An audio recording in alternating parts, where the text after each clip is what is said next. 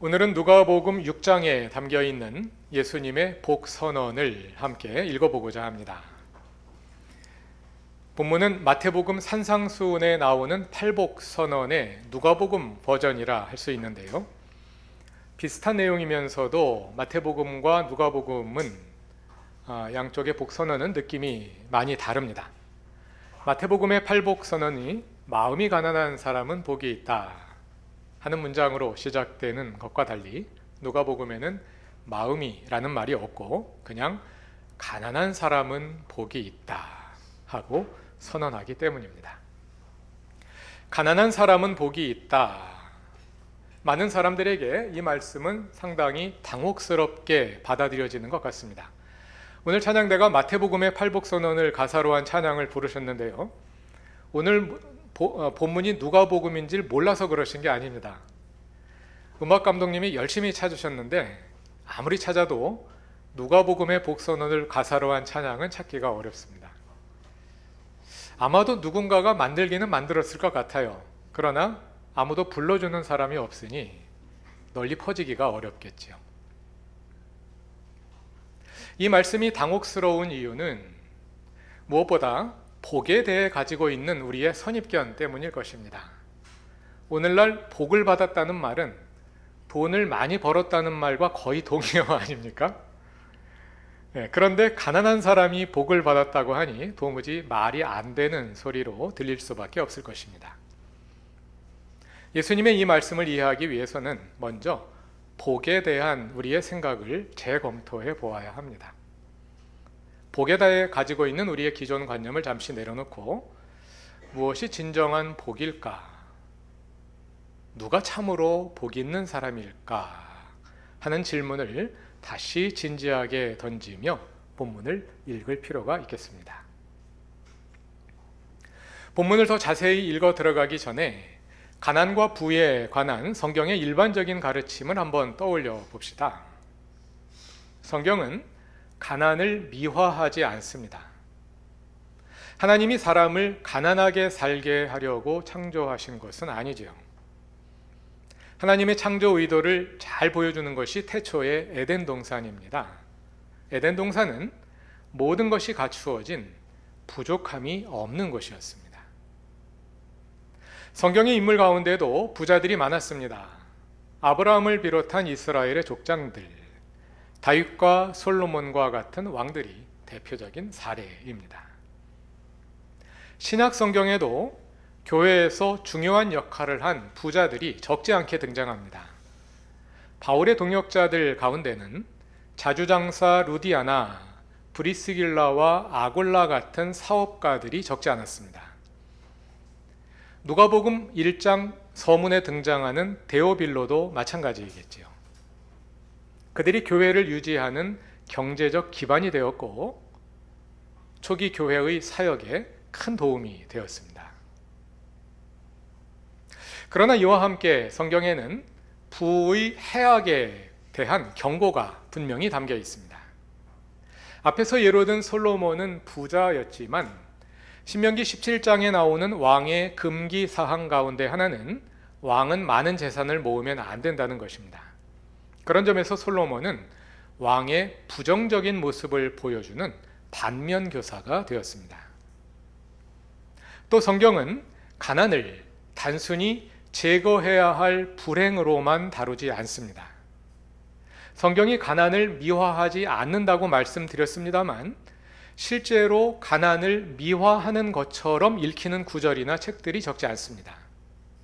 우리가 읽고 있는 누가복음이 대표적인 사례입니다. 구약 이스라엘에 아나빔이라 불리는 사람들이 있었습니다. 경건한 사람들을 대표하는 이름인데요. 아나빔은 가난한 사람들이라는 뜻입니다.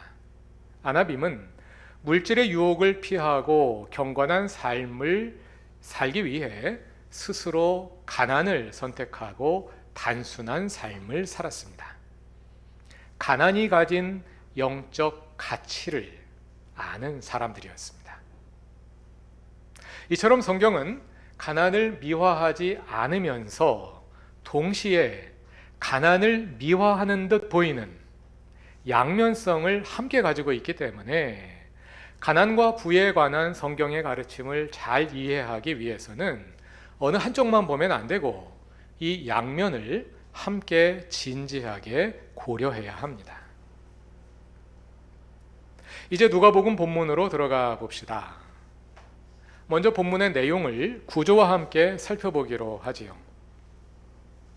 마태복음에 8개의 복이 나오는 반면에 누가복음에는 4개만 나오고 거기에 4개의 화선언이 추가되어 있습니다. 그래서 4개의 복선언과 4개의 화선언이 대칭을 이루고 있는데요. 먼저 4개의 복이 선언되는 대상은 차례로 가난한 사람들, 굶주리는 사람들, 슬피 우는 사람들, 그리고 다른 사람들에게 배척당하는 사람들입니다.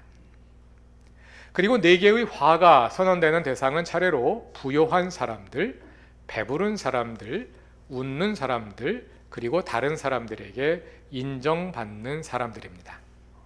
이렇게 4개의 복선언과 4개의 화선언을 비교해보면 두 가지가 의미상 완전한 대칭을 이루고 있는 것을 볼 수 있습니다.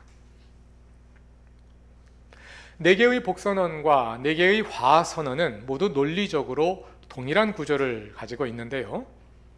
세번역을 보면 첫 번째부터 세 번째까지 복선언과 화선언이 각각 2문장씩으로 되어 있는 것을 볼 수 있습니다.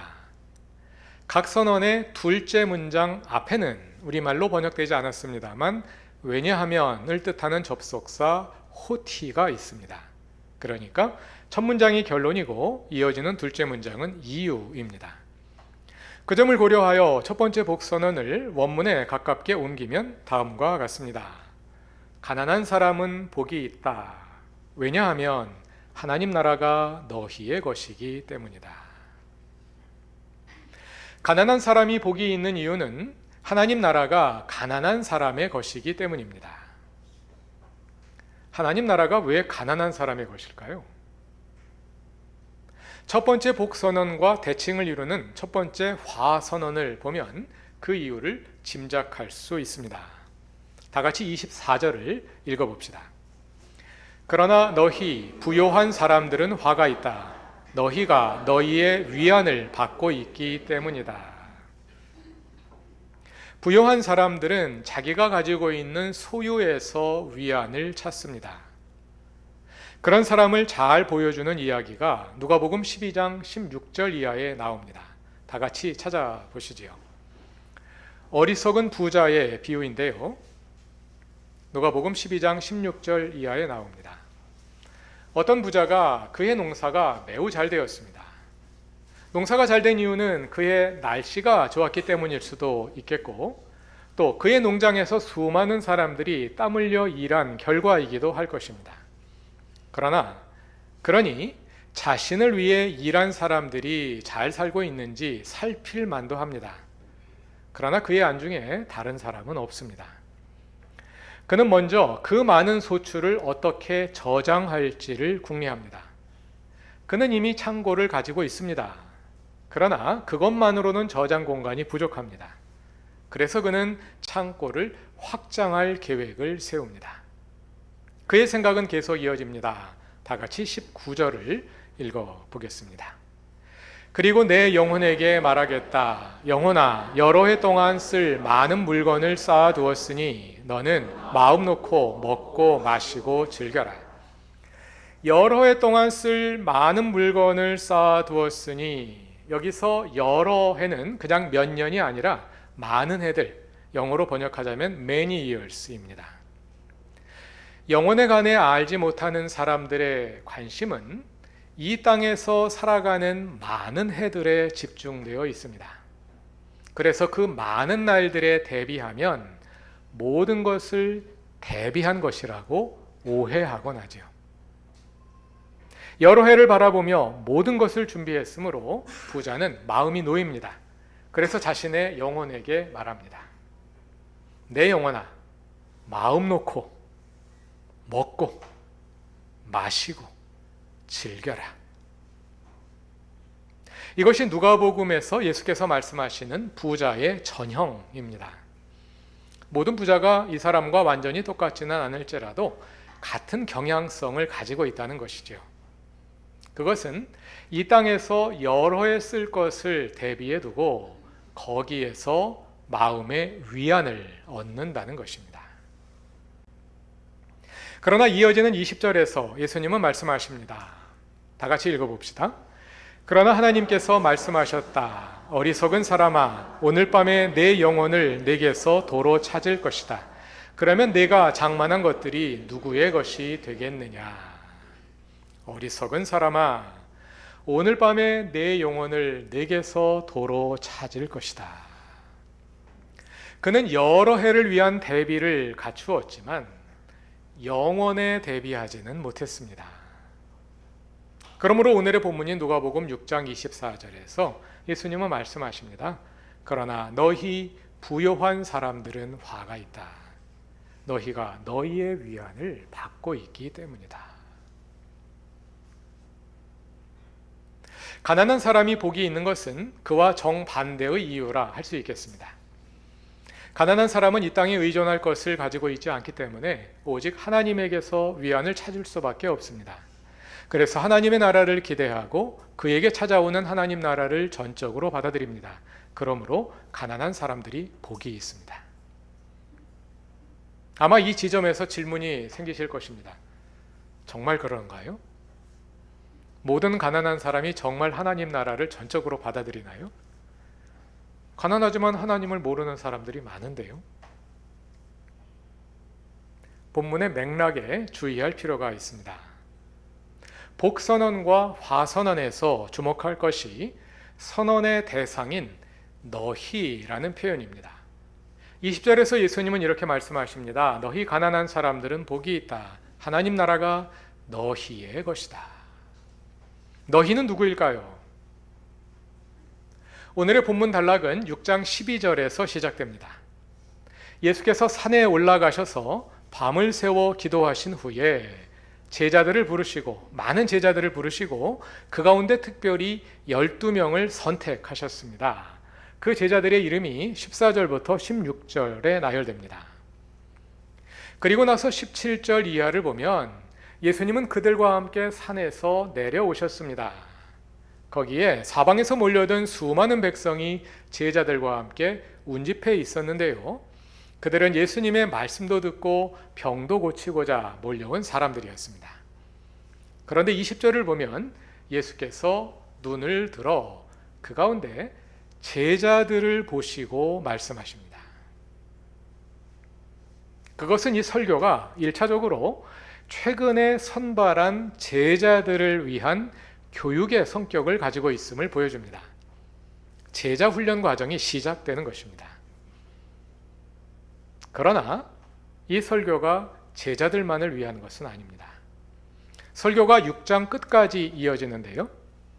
그리고 나서 이 단락을 마무리하는 언급이 7장 1절에 나옵니다. 7장 1절을 다 같이 읽어봅시다.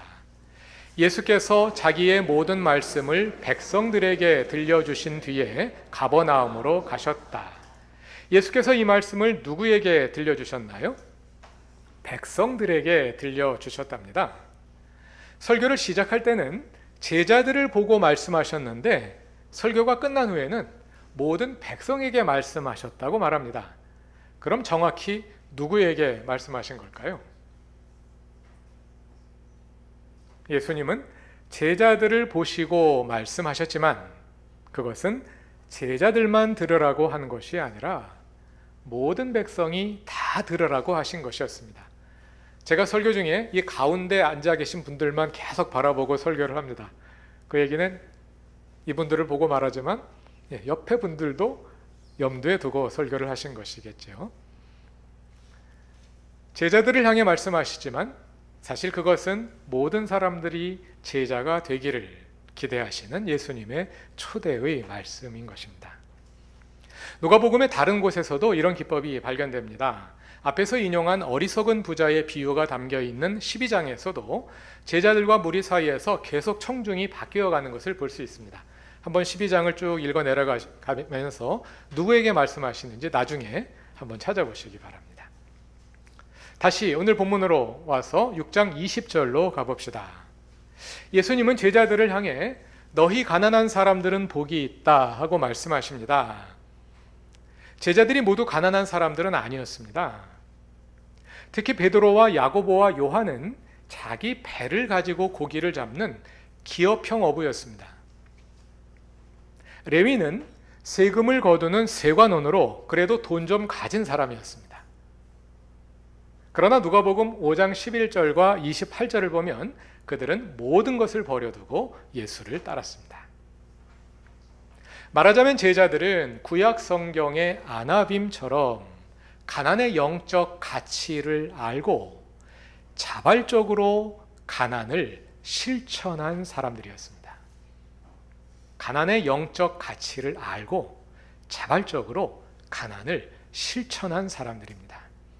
예수께서 그들을 향해 너희 가난한 사람들은 복이 있다 하고 말씀하시는 것입니다. 그러나 단지 제자들만 향해서 말씀하시는 것은 아니지요. 앞에서 확인한 것처럼 예수님은 제자들을 향해서 말씀하시지만 모든 백성이 다 듣기를 기대하시며 그들을 제자됨으로 초대하고 계십니다. 누가복음은 가난한 사람의 복음서라는 별명을 가지고 있습니다. 오늘 본문을 비롯하여 가난한 사람에 대해 긍정적으로 말씀하시고 행동하시는 내용이 누가복음에 많이 담겨 있기 때문입니다. 그래서 한동안 누가복음의 청중이 된 공동체는 주로 가난한 사람들이 모인 그런 교회였고, 누가복음은 그들에게 주는 위로의 메시지였을 것이다 하는 생각이 지배적이었습니다. 그러나 지금은 생각이 많이 달라졌는데요. 특히 루이제 쇼트로프와 볼프강 슈테게만이라는 두 독일 성서학자가 함께 쓴 예수와 가난한 자들의 희망이라는 책이 큰 영향을 주었습니다. 슬라이드에 있는 표지 사진은 영어 번역본입니다. 우리말로는 번역이 안 된 것 같습니다. 쇼트로프와 슈테게만이 잘 보여주는 바에 의하면 누가복음은 단순히 가난한 사람들을 위로하는 책이 아닙니다. 누가복음은 거기서 한 걸음 더 나아가 교회에 속한 부자들의 변화를 촉구합니다. 오늘의 본문에서 예수님이 제자들을 바라보며 말씀하시지만 사실은 모든 백성이 들을 것을 염두에 두시고 말씀하시는 모습이 그것을 상징적으로 잘 보여줍니다.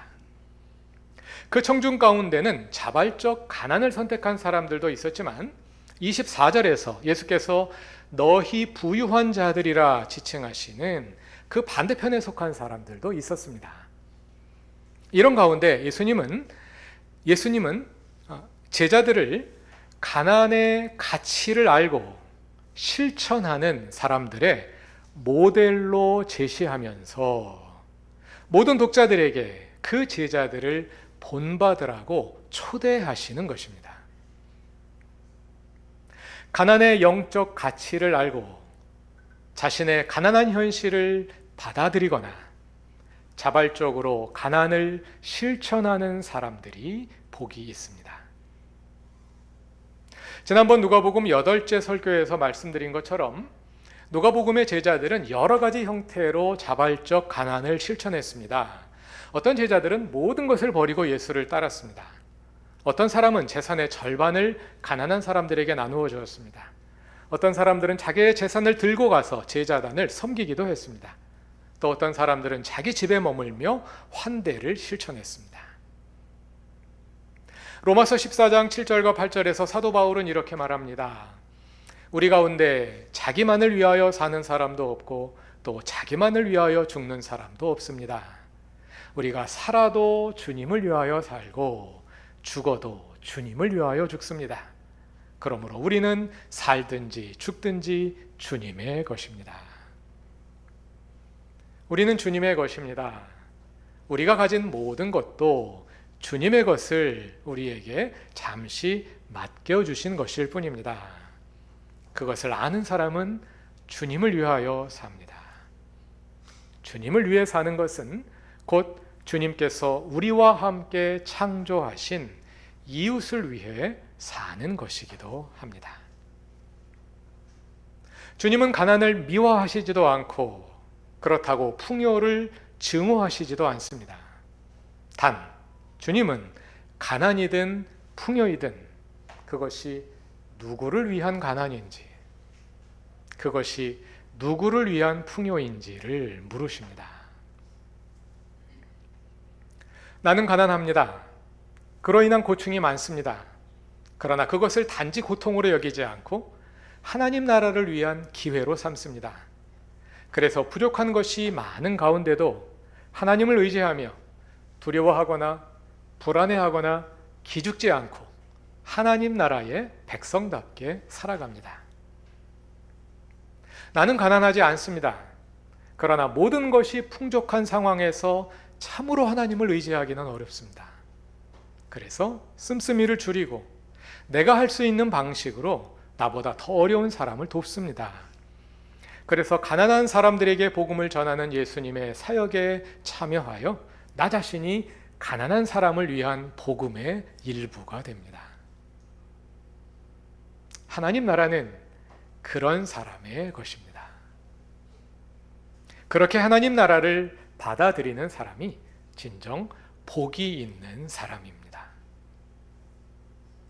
하나님께서 우리를 하나님 나라의 참된 복으로 초대하십니다. 각자의 방식으로 주님의 초대에 신실하게 응답하는 복 있는 모든 교우들이 되시길 바랍니다. 다 같이 기도드리겠습니다. 우리에게 생명을 주시고 이 땅에 살아가는 동안 필요한 것들을 공급하시는 주님, 우리가 주님을 온전히 신뢰하지 못해서 이 땅의 것들에 마음을 두고 그것을 더 많이 내 곁에 두어 위안을 삼고자 합니다. 어리석은 우리를 불쌍히 여기시고 주님 나라를 보게 하소서. 제자들은 주님을 보았을 때 모든 것을 버리고 주를 따라도 아깝지가 않았습니다.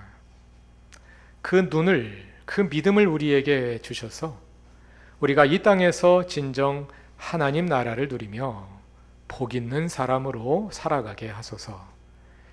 예수님의 이름으로 기도드립니다. 아멘.